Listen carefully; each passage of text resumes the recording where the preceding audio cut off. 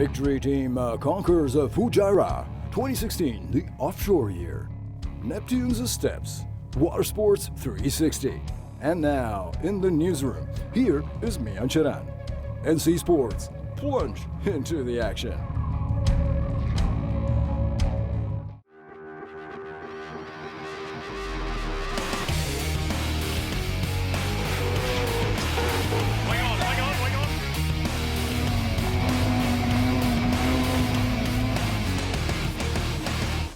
Welcome back to NC Sports. I'm Mia Charan, and it has been again another busy week for water sports around the world. And we've got several major events hitting the water all at once, so let's check out today's lineup.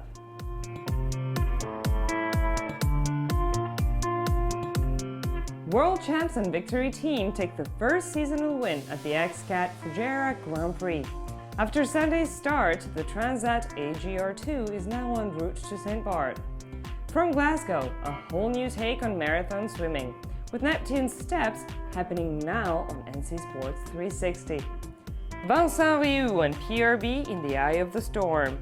Pros and cons, tethered or untethered. Clipper race fatalities rekindle the safety debate. Nautical Channel goes live. Andi Van Zyl joins the studio. Plus, much more. The XCats kicked off their powerboating season last weekend with the Fujairah Gran Prix in the Emirates. And once again, the world champions of Team Victory dominated the race. Claudia Casagrande has the details on today's top story.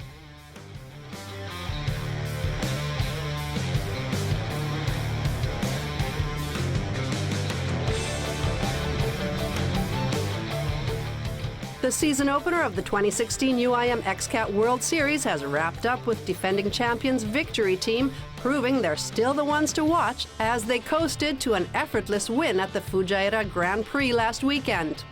Despite having to start the race for a second time after Team Australia and Abu Dhabi Team 5 collided at the first turn, defending champs Al Zafin and Bin Hendy dominated the race from start to finish. The Australians flipped their boat but emerged unscathed from the crash. We had a fantastic start. We had one restart and the other a good start. So the restart we were still leading, and the first start. The second start we just basically knew what to do, and then we got a good start, took the whole shot and tried to maintain the race with a good pace. Made sure that we do the 2 long laps, nobody can catch us. The radio man did a good job, the crew did a fantastic job preparing the boat, everyone did a good job. Arif Al Zafin, my pilot, co-pilot, did a fantastic job in throttling and making the boat very stable and fast. Team Gold Coast Australia had a spectacular round 1, coming from 8th place and overtaking XCat Racing on the final lap to capture the number 2 spot on the podium. XCat finished in 3rd place. All teams were racing with the powerful new Mercury XCat ROS 400 engines introduced to the series this year by the WPPA. There's a lot more action still to come as round 2 gets underway April 15th to 16th.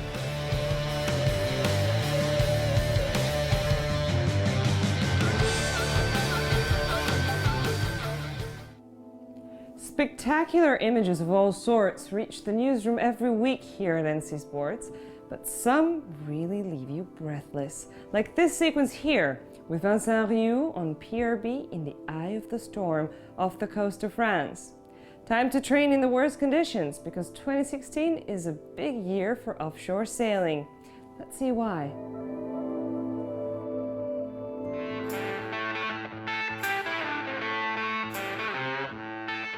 A foaming flurry with 35 knots of wind and high seas offered a perfect training last week for PRB. Vincent Riou's IMOCA 60 winner of the last 2 Transat Jacques Vabre was back on the ocean following the winter work on dry dock, and it's now time to test and stress all systems on board before the big seasonal appointments. There's an offshore race for everyone this year, the amateurs at the Clipper race or the Figaros at the AGR2. Then most top pros will take on the Transat in May. And in November, it's Vendée Globe Challenge time for the best in the business. It's a busy 2016.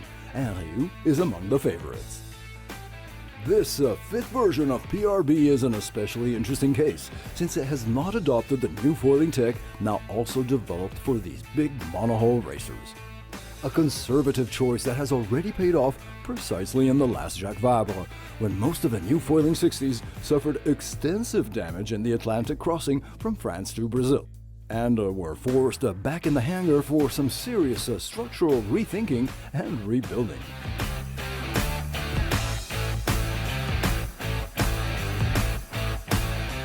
Transatlantic or round-the-world regattas are all about endurance, and innovation has to prove itself on the water. So that's why Riou, unlike most of his rivals, is betting on a traditional setup. Will he be right once again, or will the foilers prove him wrong this time around?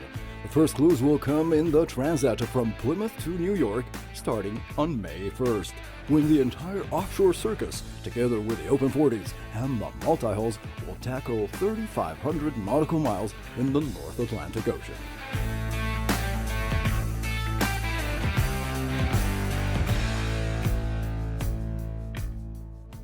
On the NC Sports Briefs, the Figaro Beneteau challenged the Atlantic Ocean, a brand new kind of swim marathon in Scotland, while the 470s held their European Championships in Palma.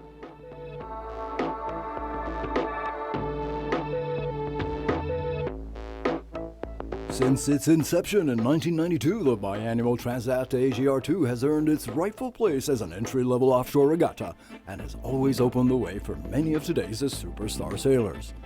Racing double-handed on the Figaro Beneteau 1 design for over 3,800 nautical miles from France's Concarneau to St. Barth in the Caribbean, this year's fleet of 15 boats heeded the gun blast last Sunday and has now reached the Cape Verde Islands.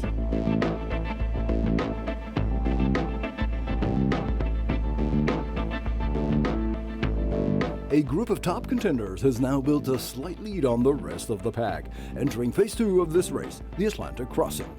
To the south, Agir, co-skippered by Chabagny and Erwan Tabarly, together with Gédimet, led by Andi and Biarn, have kept more to the west. On the same latitude, some 25 nautical miles to the east, Simon and Macaire en Bretagne are dueling with Generali's Lanvin and Mahé. Cercle Verte with Morvan and Loison have instead chosen a northerly option, followed by Fulgur et Vapco with Kolachik and Brasseur. Time will tell who made the best choice. Full updates in the next NC Sports editions.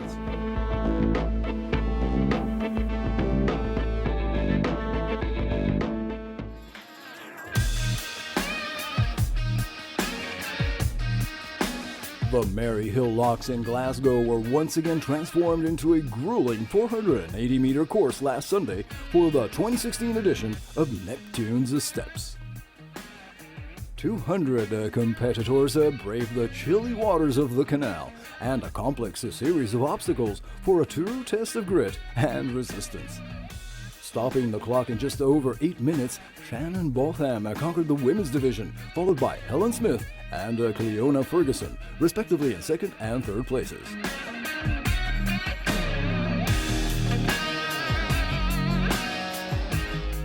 The biggest feat in this Scottish adventure race, however, came from the men's competition.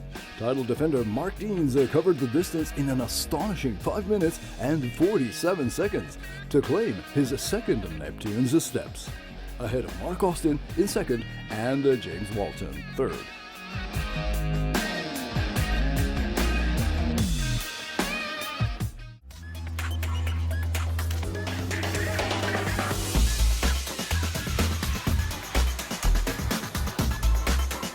Austria's Lara Vadlu and Jolanta Odar dominated the 470 European Championships in Palma de Mallorca and could even afford a 6th place in last Tuesday's medal race to walk away with their title.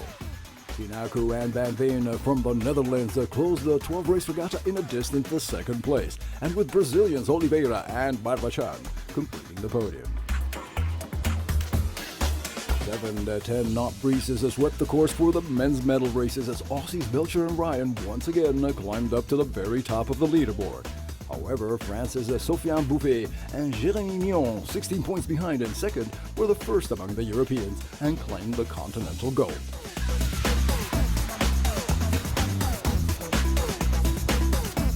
With just 4 months to go for Rio 2016, this was one of the last international meetings for the 470 class. In the meantime, the selected Olympic sailors will intensify their training and soon move to Brazil to test the local racing course of Marina da Glória, which reportedly is now finally undergoing a thorough cleanup.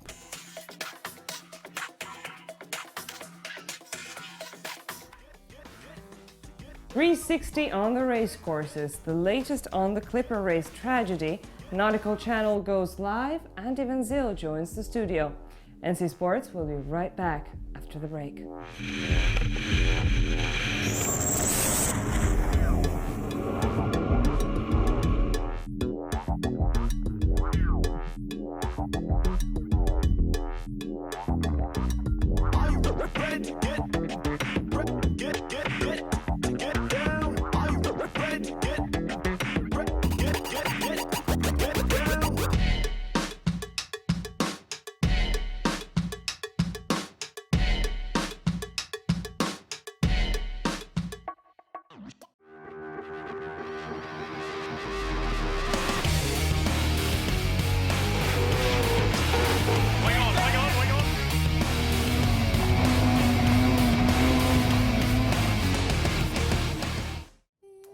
We're back with more action, and multiple events are now ongoing around the globe, from sailing in St. Barth to surfing in Martinique, all the way back to Palma and the Cat. The full update is on NC Sports 360.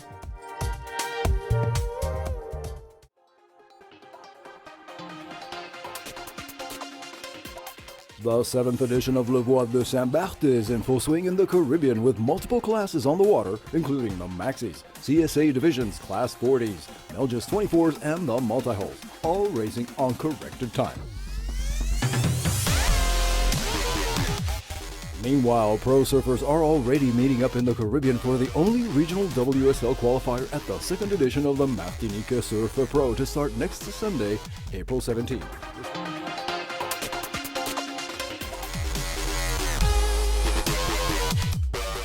Now complete after this week's finals, the Europa Cup in Years just handed out continental titles, with Finland's Tuula Tinkanen winning the Laser Radial, Singapore's Colin Cheng taking the Standard Division, and Italy's Guido Gallinaro the 4.7. The Dragons were back on the water in front of Cascais for the 21st King Juan Carlos Trophy to cap the International Winter Series, and with Russia's Anatoly Loginov taking the win on Annapurna. While this weekend, the second round of the XCat World Series will be held in the Emirates at the Dubai GP, and the fleet is already chasing down world champs Ben Hendy and Al Zafin. WSO Tour greats are of course down under at Margaret River with major upsets and rising stars. It will all come down to the final heats over the weekend.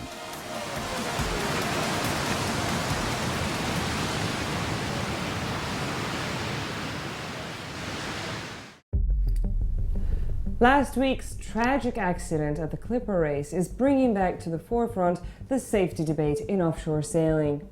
The sport has made great progress in this area, with fewer and fewer fatalities in recent years, but now with 2 deaths in the very same race, the unanswered questions remain.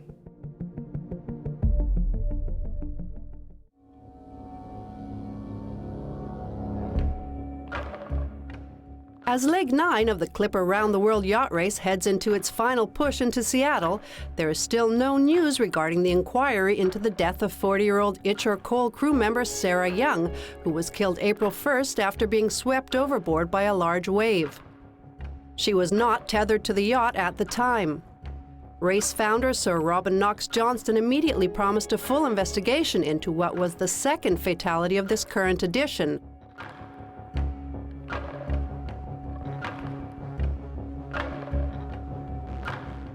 But no official details have yet been released on how long the inquiry would take, or even what authority would be conducting it.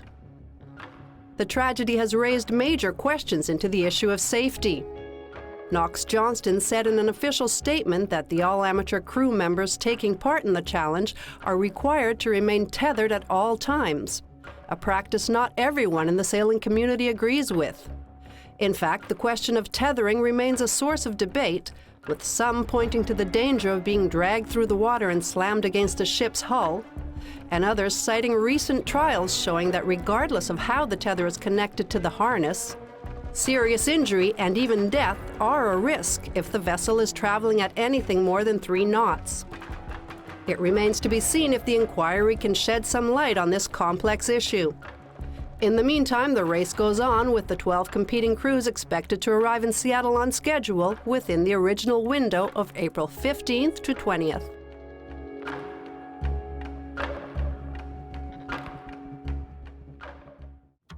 We will be updating you on the final results of this ongoing events in the next edition of NC Sports.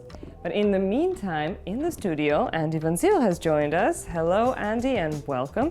You have some very important nautical news to share with us. Is that true? Yes, that is true, Mia. As you know, Nautical Channel is making a big effort to keep the fans happy with a full calendar of live events this year. And that really means that there's something for everybody. Now, I guess the big event this year is the Olympics, right? Absolutely, and in terms of the Olympic class sailors, they're going to be having 3 stops this year, and we're going to be broadcasting live from 2 of them, Weymouth and Kiel. And it's great for our audience because you really get to follow the sailors on the journey to one of the most important days of their life, and that's sailing in the Olympics.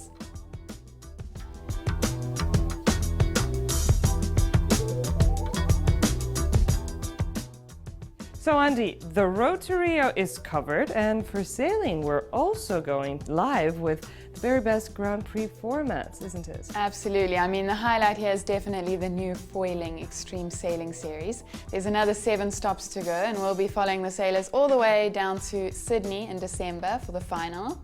And then, of course, we have the World Match Racing Tour, so there's lots of exciting things for our Grand Prix viewers.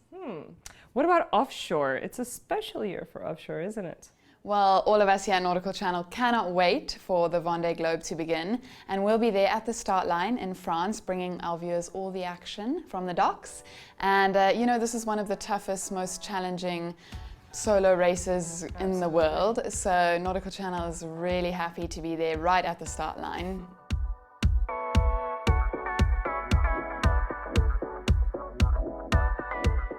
And there's lots more to it than sailing, right? Of course, I mean, we are Nautical Channel, so our viewers are really lucky. They get to watch all the nautical sports live around the world, and this is something that no other TV channel does. Well, thank you so much, Andi, for all the precious information. We look forward to having you back here. And now, Olympic hopefuls, pro windsurfers, and the best catamaran sailors in France are already on the move, getting ready for their next stopover. Mark the dates on the NC Sports calendar.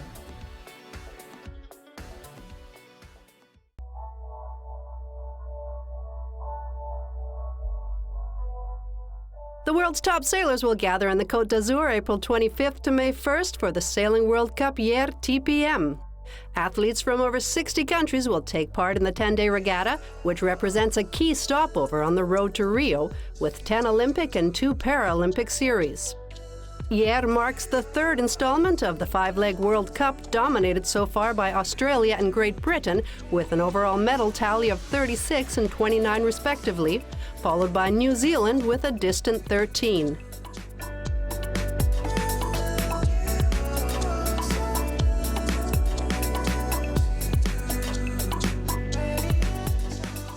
Pro windsurfers will soon be back on the water for the classic PWA season kickoff in Plunge, Austria.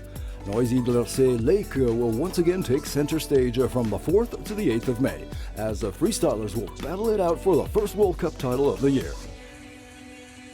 In the men's competition, the chase is on for 2015 world champ Dieter van der Eycken from Holland, while the woman to beat is once again Aruba's Sarah Quito Fringa, just 24 years old and now with 8 freestyle and 2 slalom world titles in a simply outstanding career.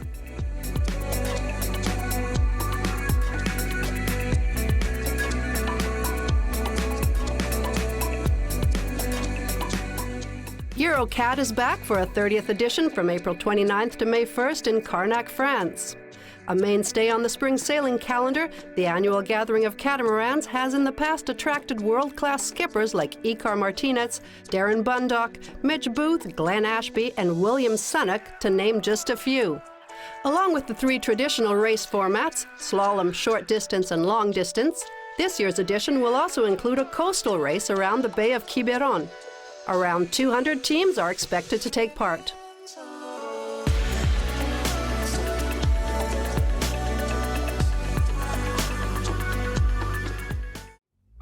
Our time is up for today. Thanks for staying with us. Always lots going on out there on the world's waters, so we'll be back next week with another packed edition.